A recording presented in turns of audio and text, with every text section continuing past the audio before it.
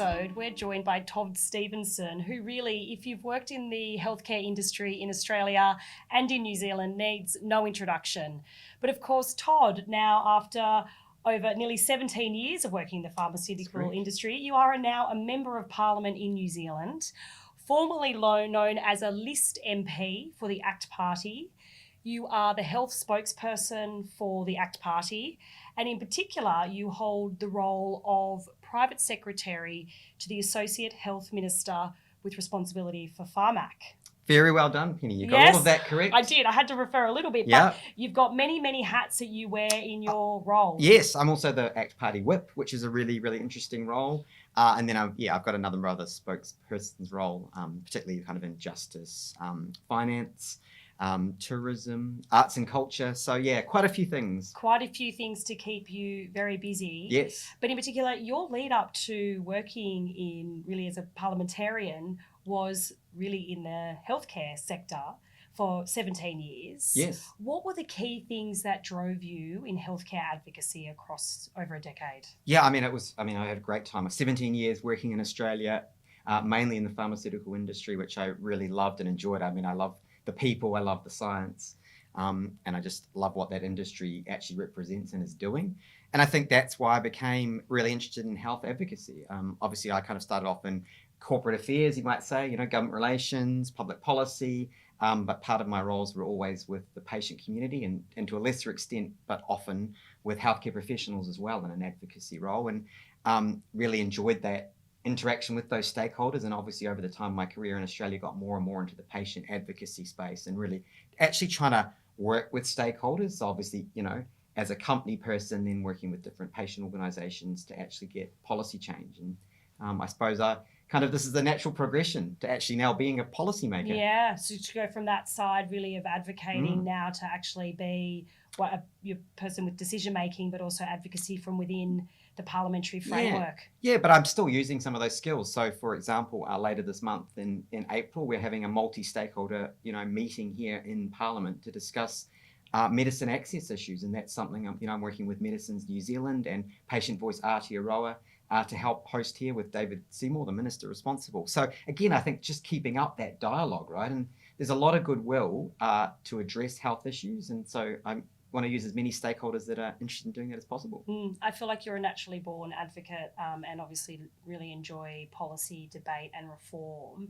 And your passion for that must have started really early on for you. Yes. What's been your pathway into politics? Well, yeah, so some people may have heard this before, but I actually joined ACT a long, long time ago. So ACT will be 30 years old this year, and it was a party that was born out of mixed member proportional representation, which basically allows parties like ours to have list MPs and have kind of smaller parties come into Parliament. So I joined that ACT party way back when I was at university. Was involved in it for many, many years until I came to Australia, but always kind of stayed in touch with some of the key people. And then this opportunity came up really. And again, I know you had the opportunity to hear from David Seymour last night, yes. Who is the minister responsible for Pharmac. The first time Pharmac's actually had its own dedicated minister. He also looks after our regulator MedSafe. And he was very keen to get some people into Parliament, I think with some different life experiences. Mine's obviously kind of from the corporate world. We've got an amazing team in the ACT caucus, and it was just an opportunity I couldn't pass up. And really from your time really living in Australia, you still kept very close links to New Zealand and spent a lot of time actually talking about the New Zealand system, what was good, and also opportunities for where we wouldn't want to adopt those same methods in Australia. So going on with what is good, what would you say are the really good aspects of healthcare in New Zealand? I think there's some foundations of the healthcare system in New Zealand we can really leverage. We do have, Health New Zealand now is responsible for all of the hospitals, for example, in New Zealand. So if you think of something about like clinical trials, we actually have the opportunity maybe to do something like a one-stop shop where an organisation like AstraZeneca wants to do clinical trials could actually go to one place and open up multiple sites across New Zealand. We're not quite there yet, but I think some of the work is being done on getting those foundations. The other thing I've always been a big advocate of that New Zealand can do is health linked data. So we have the integrated data infrastructure, which actually links all of the government data together or has the potential to it. it does. So you can do some really interesting analysis of actually how government is spending its money on its citizens, and then what different policies might mean for either increasing that spending or reducing it or finding savings. So I think there's some actually cool data things that could be done in New Zealand.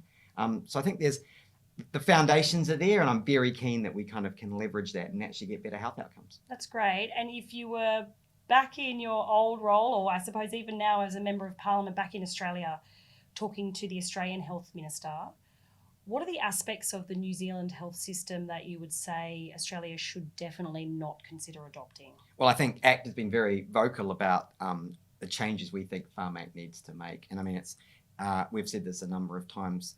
Per capita, New Zealand spends about the same amount on health, but for medicines, we spend a lot less than other countries. And so we are going to drive some changes there.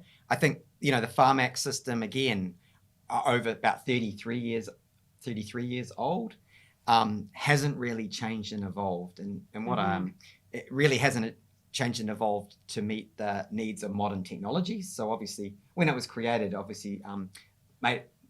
treatments and medicines were much simpler, right? And we have obviously now lots of exciting and great treatments, but hasn't been a lot of thought into how the system needs to change to deal with that. Okay. Community expectations have changed as well. I often say a modern, corporate like AstraZeneca, for example, it's much more open with its stakeholders. You're inviting in people. You're actually trying to understand their points of view and work with them.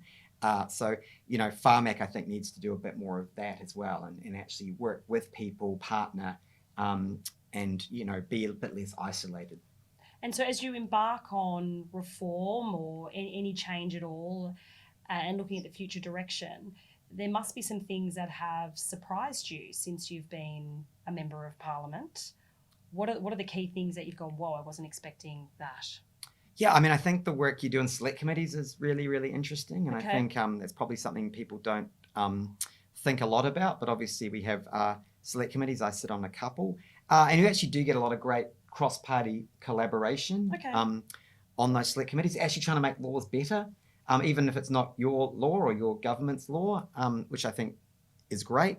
I think the other thing that surprised me is, I don't know, you do actually feel a sense of great responsibility, because you are actually making the laws of a country, and it kind of does weigh on you a little bit. But yeah, it's also it's a privilege, right? It is a privilege. And so in particular, with your multiple hats and really your privileged position of being a Member of Parliament, what are the key reforms and the legacy that you want to leave from your time? Yeah, so ACT is obviously known as a kind of classical liberal party, right? So we're into free markets, personal responsibility, little people get on with their lives. So we're always trying to, I suppose, promote policies that are decrease regulation, let people and business just get on with doing what they're good at. But we've got obviously responsibility for some major social policies in this government. And so again, David Seymour is the Associate Minister of Education. And ACT has long talked about how we've just got to improve education standards and outcomes, because that really does actually sets up your country for many, many decades, right? What you're teaching your children and what they're getting out of the system.